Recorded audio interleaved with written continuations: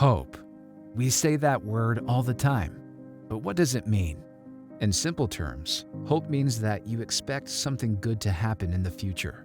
We hope for many things. We hope to get married, to get a promotion, to find the right house, to take a vacation. But for many of the young people we meet, hope seems hard to find. There are a lot of difficult things happening in the world right now, and studies show that anxiety, depression, substance abuse, and suicide are all continuing to rise among teenagers. It is estimated that nearly 50% of today's youth are battling at least one of those four things, and 42% are battling two or more. For youth living in poverty, foster care, or the juvenile justice system, the numbers were even higher, with over 30,000 11 to 19-year-olds living here in Kitsap and North Mason. We asked ourselves this question: where will they turn for hope in the midst of all this uncertainty? They are real kids with real stories, and they live right next to us, and most of them do not know that real hope is available. At Youth for Christ, our mission is to bring hope to every young person in our community.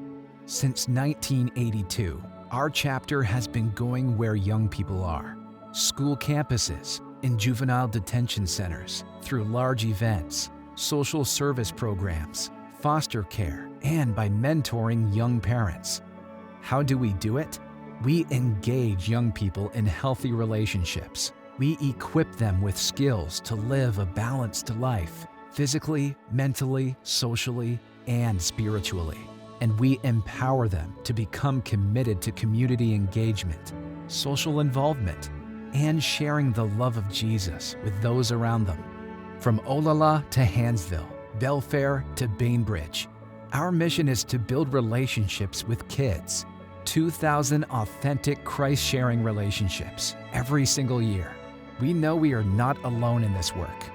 God's people are everywhere: teachers and doctors, community leaders and architects, musicians and artists, scientists and pastors. But here's what we started to wonder: what could happen in the next 5 or 10 years if more of us were willing to work together?